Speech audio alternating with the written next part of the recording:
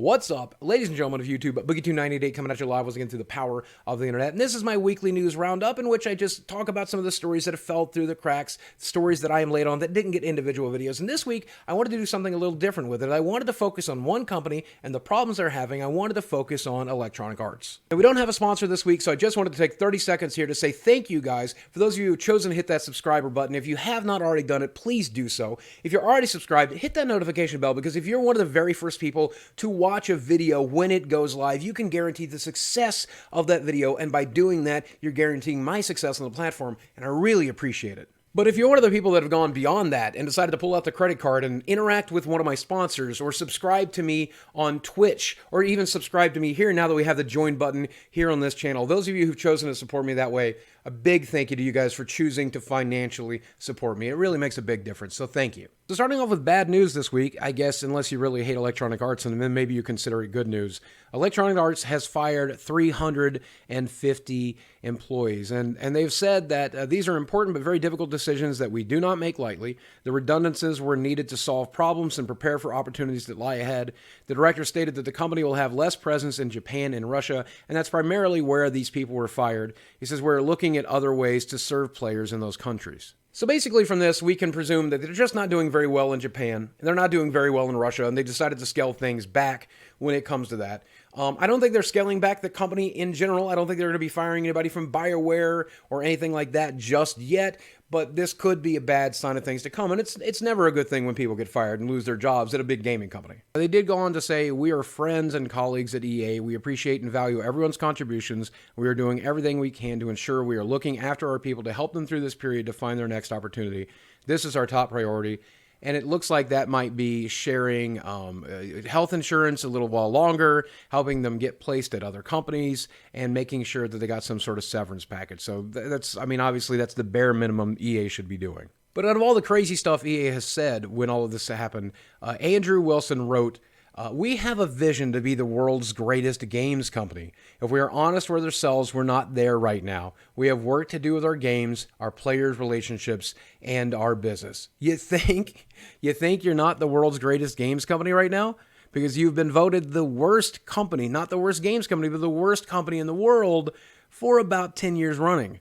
They don't want to be the greatest games company in the world, and they don't want to make the greatest games. They want to be the most profitable games company in the world, and that's very, very clear based on the last decade worth of entertainment they provided, which is really frustrating because they should want to be the greatest games company in the world. They should be making games like God of War or The Witcher 3 or things along that lines. They should be making just the most incredible games. They have the Star Wars license, for God's sakes. And instead, they choose profit over quality every time. He went on to say that across the company, teams are already taking action to ensure we are creating higher quality games and live services, reaching more platforms with our content and subscriptions, improving our Frostbite tools, focusing our network and cloud gaming priorities, and closing the gap between us and the player communities. And that's obviously corporate doublespeak for we're trying to make as much money as humanly possible while getting the player communities to shut up about it.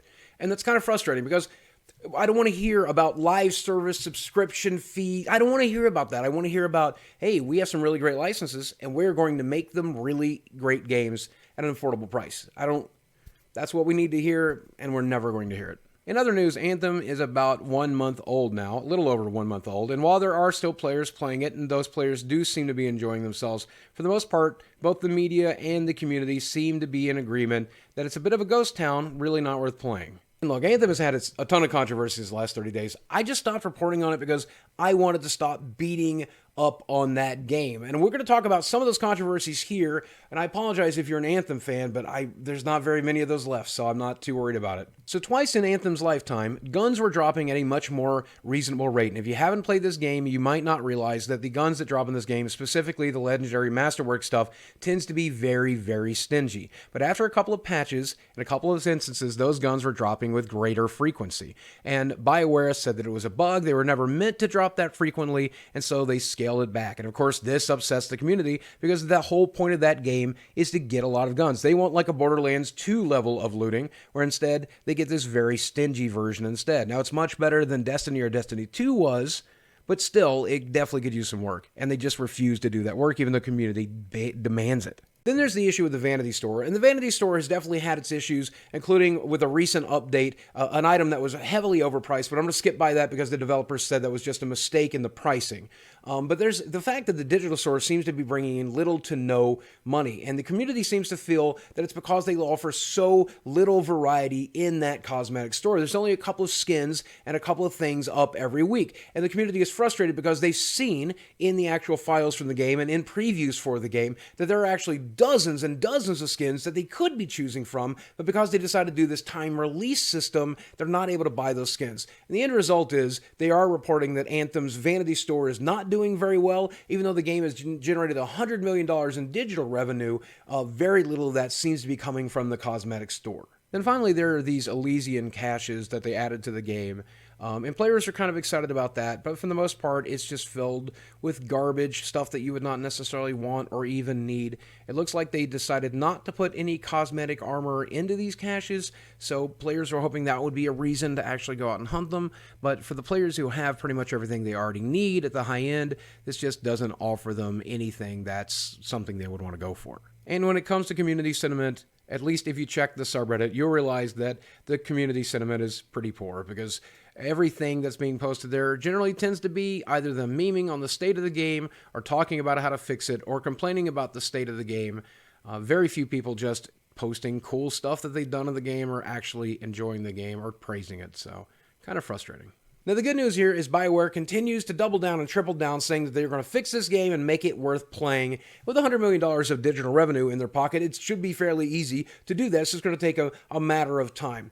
It is kind of frustrating they seem to be ignoring some of the biggest issues the community is talking about. And when it comes to the cosmetics they have, let people purchase them, let people get them, let people grind them, let them get them from those chests. When it comes to the loot drop rate, increase the loot drop rate. The reason BioWare seems not to want to do that, though, is they seem to think they want these players to keep playing, or they want those players to come back after a while. If they get all of the cosmetics now, they won't have a reason to come back. If they get all of the guns now, they'll not have a reason to come back. So I kind of understand their point of view, but it also would be cool if it was a fun game to play now in the meantime while you're working on it. Regardless, I do trust the folks over at BioWare to make this game a household name within a year, maybe within 6 months. This game will probably be just like Sea of Thieves or the first Destiny or so many other games like it, be worth playing in 6 months to a year. I just hope they still have a community when that time comes. So next up, let me talk about Apex Legends a little bit as well, because I have to say, this is my favorite Battle Royale to date. It really does innovate on the system. It's probably the best one so far, and while it's definitely not going to kill Fortnite, it is pretty good. But they decided to go ahead and monetize this game further by adding a battle pass, and the problem is the battle pass just kind of stinks. Just like any other good battle pass, this is designed to reward you for continue to play the game. And Apex Legends battle pass has about 100 battle pass tiers, and the folks over at Respawn said it should take the average player about 100 to 110 hours to grind their way through that battle pass throughout the season. 110 hours of a video game is a lot of hours of a video game, especially within just the first season for this battle pass. So I gotta say, if you got that kind of time and you really enjoy the game, then it might be worth purchasing if there's a lot of really awesome high-end loot that you can only get from that battle pass, but that's not the case here. For the most part, you don't get a lot of skins, and there's no exclusive, crazy cool skin that you can get from the Battle Pass. For the most part, you are getting the garbage that you get out of the loot boxes, the booby prizes you get out of the loot boxes, like badges and voice lines and just kind of garbage like that. And there are a handful of skins, but none of those skins are legendary or super unique or super rare. They're just regular, rare skins. And of course, you do get access to 11 loot boxes, but nobody likes loot boxes. We would all rather have crafting materials so that you could just craft the skins you want. Now, some crafty players realize that in Belgium, loot boxes are illegal now. So if you are using the Battle Pass in Belgium, guess what? You don't have to worry about opening loot boxes. You just get straight up crafting items, which is a much better system. So players figured out that if they set their region to Belgium, they would be able to get crafting items instead of loot boxes, guaranteeing they can buy the stuff they want. And that's really crafty. Get it? Crafty? See what I did there? Regardless, Apex Legends is still quite a hit. And you may not choose to play it, you may not choose to support it, but it looks like they are doing very well because as a free-to-play game, it is the most successful free-to-play game of all time, earning $92 million across all platforms in its first month. That was before the Battle Pass. Now, it does make a lot of sense because EA decided to market this game in the smartest way possible. They went directly towards Fortnite influencers. And if you guys don't realize this, going with YouTube influencers, Twitch influencers is the best way to sell products. That's why we so frequently have sponsors here on the show. They actually reportedly paid Ninja $1 million to promote the game.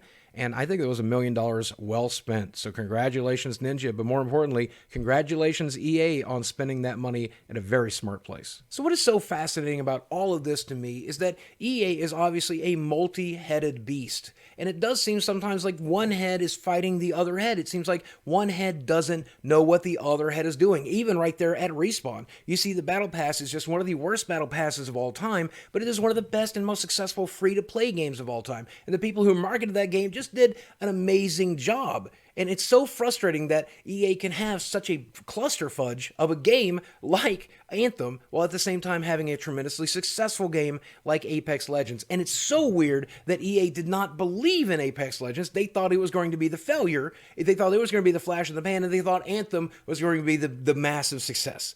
It just shows how backwards EA is when it comes to actually making what people want to play. Now, all of this is one man's opinion. I know that I could be wrong, and I know you're going to let me know in the comments section below. Do you think it's a good thing that EA is firing people and they're starting to slim down? Do you think it's a good thing that Anthem failed? Are you still playing Anthem? Are you rooting for Anthem? Are you hoping that game will get its shit together? Are you looking forward to playing a little bit more Apex Legends? Did you buy the Battle Pass? All of this and more, let me know in the comments section below. I will be reading and hearting comments. And as usual, guys, as always, thank you for your support. Thank you for watching. I love you very much, and I'll speak with you again soon.